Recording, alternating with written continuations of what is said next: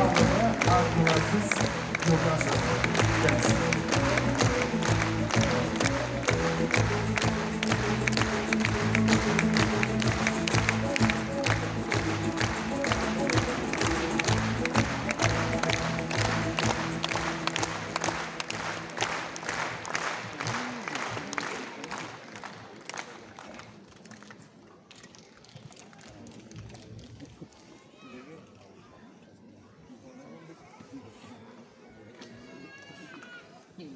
Bismillahirrahmanirrahim.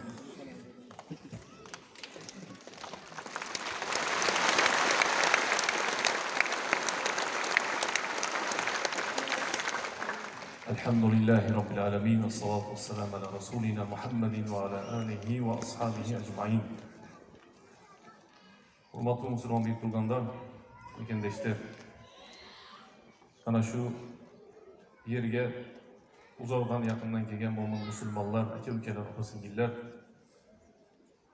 Alloh subhanahu va taolo har biringlarning qadamlaringlarga savoblar, hasanatlar, ajr azimlar yazsin.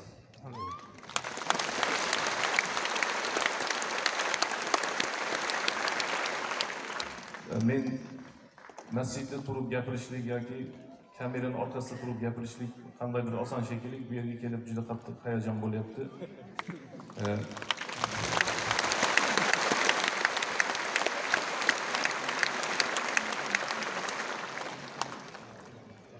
Birinchi bo'lib bu yerdagi Suyun hoji akamizga o'zimizni qattiq minnatdorchiligimizni bildiramiz. Birinchi kundan boshlab birodarlar mana shu joyda shunday ajoyib xizmatlarni uyushtirib, shunday ajoyib bir Rossiya Moskva shahrida shu narsani uyushtiribdi. Alloh subhanahu va taolo bu ishlarni davomiy qilsin. Sizlarni, bizlarni hammamiz mana shu yerga kelib o'tirishligimizga, suhbatlashishimizga, bu yerda turib diniy, dunyoviy oziqa olishimizga sababchi bo'layotgan Suyun hoji aka, Alloh subhanahu va taolo umringizga, rizqingizga Alloh baraka bersin.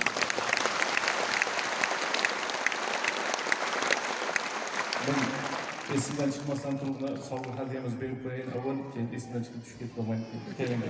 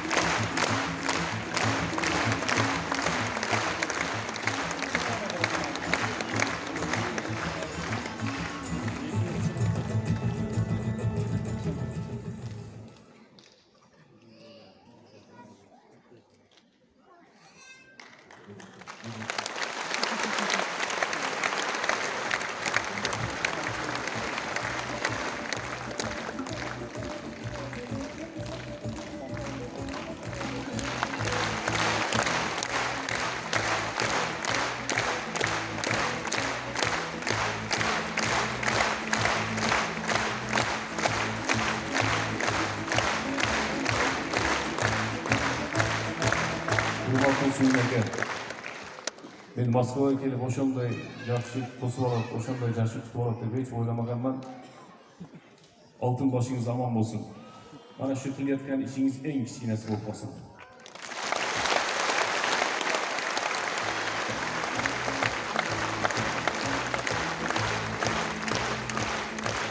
Birodarlar, yana bir narsani aytib qo'yish kerak. Suyun akam qo'lida 100 dan oshiq odamlar xizmat qilishyapti ekan, albatta qamchi kerak bo'ladi.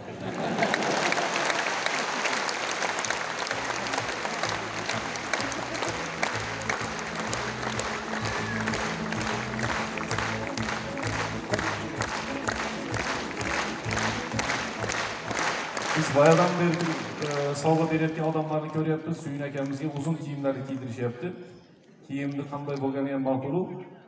Mana undayini ham kiyib tursangiz, xudo xolasa rasmiyat.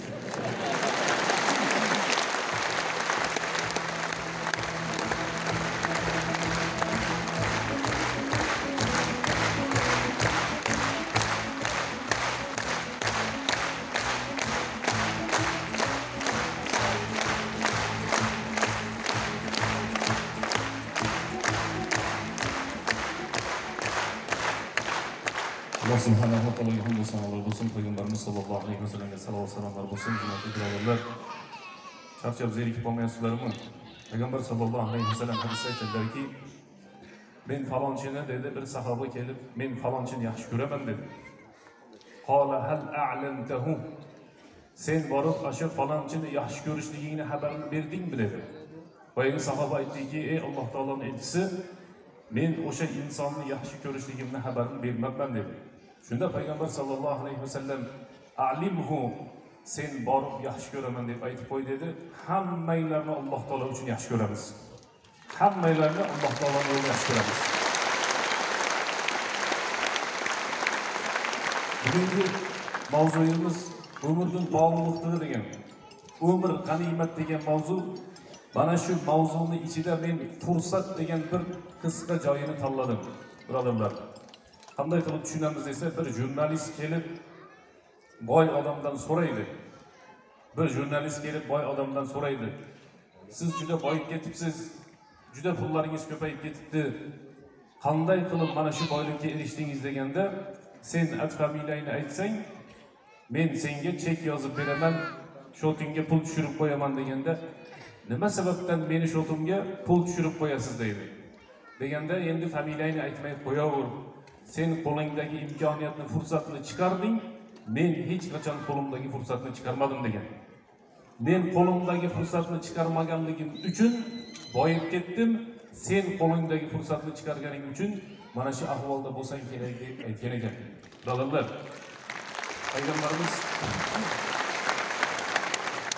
Payg'ambarimiz sollallohu alayhi vasallam hadisda aytadilarki, "Igtanim khamsan qabla khamsin."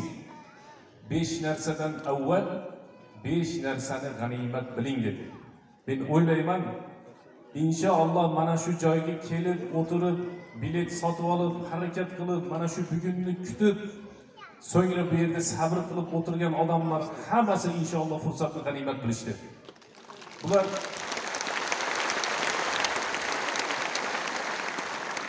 ishlariga borishligi mumkin edi, uyda dam olishligi mumkin edi, kafeda choy ichishligi mumkin edi va yana boshqa amallar bilan mashg'ul bo'lishligi mumkin edi. Lekin diniy odamlar kelyaptikan, diniy ozuqa bo'lar ekan deb shu yerga bosib keldingizmi? Bir narsani mahkam e'tiqod qiling, sizning qo'lingiz, kelgan vaqtingiz, sarflagan kuchingiz birortasi osmonga uchib ketgani yo'q. Inshaalloh siz bilan, biz bilan birgalikda bu yerda nafaqat insonlar, balki farishtalar birga turibdiki, Alloh taoloning bandalari, o'zimizda bo'lsa ham mayli, bu Alloh taoloning bandalari, mo'min musulmonlari g'arib bir yurtda to'planib, jamlanib, Qur'ondan, sunnatdan, dindan suhbat qilib o'tiribdi deb Alloh taolo maqtanadi. Bu yerda nafaqat insonlar, farishtalar ham birga o'tiribdi, birodarlar. Mana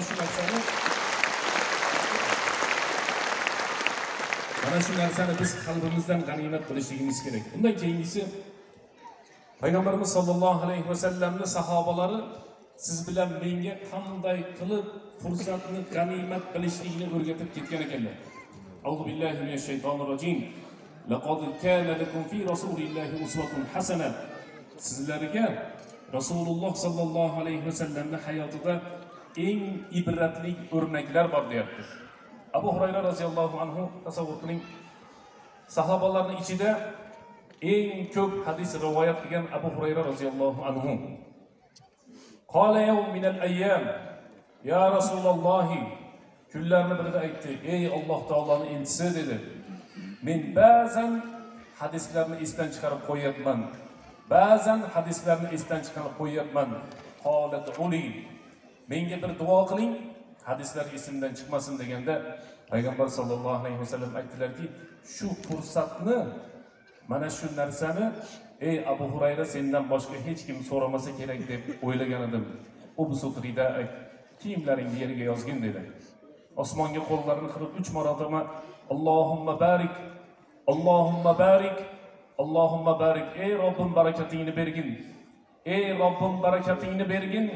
Ey Robbim barakatingni bergin deb 3 marotaba duo qilganda Abu Hurayra aytadiki, men mana shu kundan boshlab hadisni esdan chiqarmay qo'ydim dedi. Birodarlar, qo'limizga imkoniyat keladi, fursat keladi, lekin ba'zi paytda mana shu fursatni esdan chiqarib qo'yamiz ekan. Hozirgi mana shu yerda bir sog' salomat inson bilan kasal bo'lib oyoqlari yo'qotgan insonni voqeasini bir ko'rdik.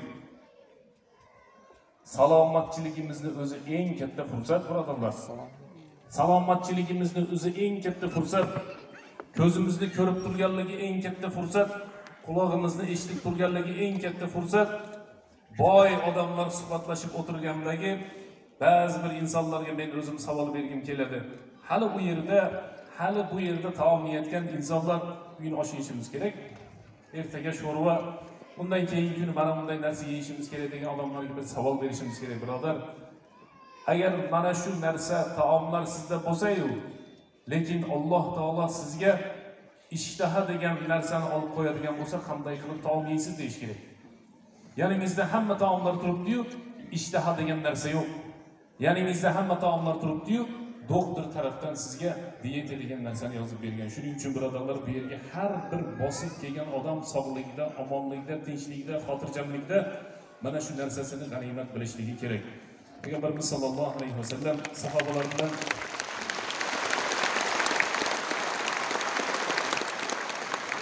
sahobalar bilan turgan vaqtda ba'zi bir qannas deydi arabchasiga. Ba'zi bir shunday fursatlarni o'ta qattiq g'animat biladigan insonlar bo'lar ekan.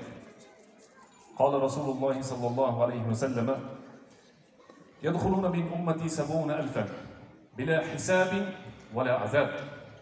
Endi men bu hadislarni tasavvur qilishlik bizga o'ta qiyin, 1400 yil avval bo'lib o'tib ketgan, lekin bir tasavvur qilishga harakat qilaylik. Rasululloh sallallohu alayhi vasallam va u kishining sahobalari o'tirgan vaqtlarida payg'ambar sallallohu alayhi vasallam aytdilarki, meni ummatimdan 70 mingta inson jannatga hisobsiz va azobsiz, dunyoda qanday ish qilishligiga qaramasdan hisobsiz va azobsiz, qiyomatning qiyinchiligini ko'rmasdan, men boya kelyapsam, iplagan aligini meni osib qo'yibdi. Shunga o'xshaydi. Biletga pul to'lamasdan, hech qayerga so'roq savol qilmasdan to'g'ri kirib ketadi degan. Bila hisabin va la azab. 70 ming sahobam, 70 ming meni ummatim hisobsiz va azobsiz jannatga kirib ketadi deganda, o'tirganlarning ichida Ukkash ibn Mihsan al-Asadi qola ya Rasululloh, ey Allohning elchisi dedi. Duo qiling, men shulardan bo'lib qolay dedi. Duo qiling, men mana shulardan bo'lib qolay deganda payg'ambar sallallohu alayhi vasallam Allohumma ij'alhum minhum. Ey Robbim, mana shu duo so'ragan insonni hisobsiz va azobsiz jannatga kiradigan insonlarni birinchisi qilib qo'y deganda, ikkinchi sahoba turib so'radi: "Ya Rasululloh, ey Allohning elchisi, duo qiling, men ham ana shunday bo'lib qolay" deganda payg'ambar sallallohu alayhi vasallam sabaqaka biha Ukkasha, Ukkasha mana shu narsada sendan o'tib ketdi. Ma'nosi, sen fursatni qo'ldan chiqarib qo'yding dedi. Agar sen Ukkashadan avval duo qilib bering deganingda sen jannat bo'lib ketar eding. Ammo Ukkasha sendan avval duo qiling deb qo'yganligi uchun bu mansabni Ukkasha o'tib ketdi dedi. Yaqinda ro'za keldi birodarlar. Ramazon oyi bo'ldi.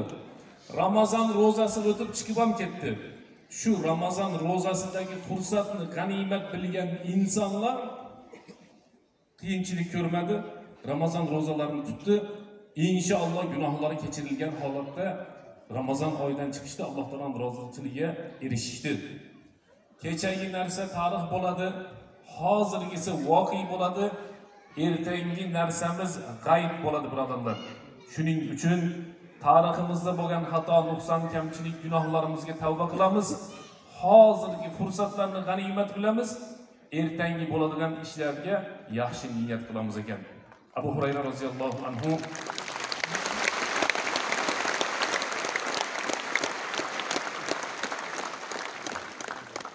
shunga men qancha vaqtim qoldi? Qamchini qari o'zimga ishlatib qo'yaman. 4-5 yil vaqtimiz bormi?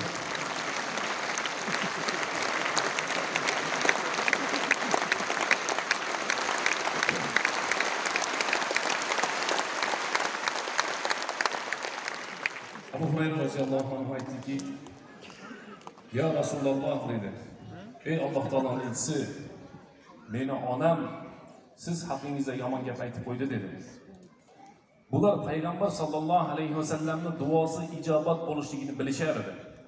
"Qola ya Rasululloh, ey Allohning elchisi, onamga bir duo qilib bering" dedi. "Meni onam islom diniga kirsin, so'ngra mana shuni orqasidan jannatga kirib ketsin dedi. Payg'ambarimiz sollallohu alayhi vasallam Allohumma hdi umma Abu Hurayra. Ey Allohim, Abu Hurayraning onasini o'zing hidoyat qil dedi. Hammalarimizni ham onalarimizni Alloh taolo hidoyat qilsin. Ey Robbim dedi davomida. Abu Hurayrani ham, Abu Hurayraning onasini ham bütün mo'min musulmonlarni yaxshi ko'rib qoladigan insonlarning safidan qil deganda Payg'ambar sallallohu alayhi vasallamning duosi ijobat bo'ldi va hammamiz Abu Hurayra roziyallohu anhu yaxshi ko'ramiz. Va hammamiz Abu Hurayrani dunyoga keltirgan onasini ham yaxshi ko'ramiz. Birodarlar, fursat degan narsa ikkinchi marta kelmaydi. Bir inson uyda o'tirsa, eshigini taqillatib baliq sotadigan odam kelibdi. Juda vaqtlarni g'animat biladigan odam ekan. Baliq sotadigan inson keldida eshikni taqillatdi. Bu odam uyda o'tirganida eshikni ochgandan keyin nimaga keldingiz deb so'raganda baliq olib keldim dedi. Bu o'zi o'yladi. Bu baliqni sotib olsam pulim ketadi, pishirsam vaqtim ketadi. Bemazaroq pishirib qo'ysam, uni yemasam kerak. Yo'q, baliq kerak emas dedi. Ertasi kuni xuddi shu vaqt bo'lganda yana eshik taqilladi. Ochib qarasa, yana o'sha baliq sotayotgan inson kelib, "Baliq olasizmi?" dedi. "Yo'q" deb javob berdi. Uchinchi kuni kelib eshik yana taqilladi. Yana eshikni ochib qarasa, baliq sotadigan inson turibdi. Bu vaqtini g'animat biladigan odam aytdiki, dedi, "Men bundan baliqni sotib olmasam, har kuni kelib meni vaqtimni olaveradi ekan. Men bundan baliqni sotib olaman" deb baliqni sotib oldi. Olib kelib, eplab pishirdi. Men jalpoq tilmenli suylayvering, men doimli bolasi bo'lam. Unday juda adabiyga tushunmayman.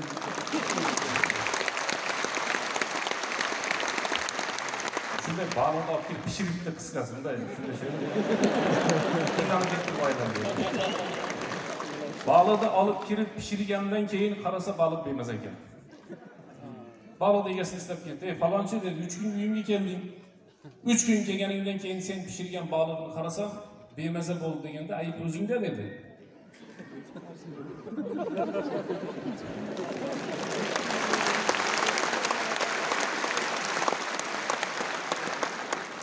Birinchi kuni baliqni olib keldim, olmading. Ertasi kuni olib keldim, olmading. Boshqalarga ham sotilmadi. Uchinchini olib keldim, sen o'zing olib aynigan baliqni olib olding dedi.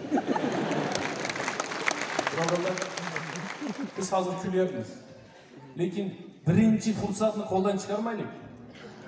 Ikkinchi fursatni qo'ldan chiqarmaylik. Imkoniyat kelgan paytda qo'ldan chiqarmaylik. Bizda shunday odat bor. Ba'zi bir narsalarni o'ylab ko'ramiz. Ba'zi bir narsalarga uzoq vaqtlar beramizda, qo'limizdan fursat chiqqandan keyin, "Ey attang, avval shu narsani qilsam bo'lar ekan" deb aytamiz. Gunohdan to'xtay olmayotgan odamlar.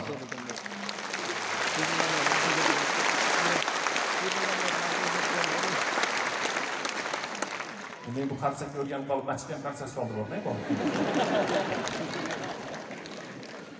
Gunohdan to'xtay olmayotgan odamlar. Vaqti bo'ldi, Xudo xolasa. Fursatni g'animat bilaylikda, sog'lig'ini, omonlikni, iymon, e'tiqodni g'animat bilib, erta, indin, undan keyin demaylikda, hozir gunohdan to'xtaylik, birodarlar.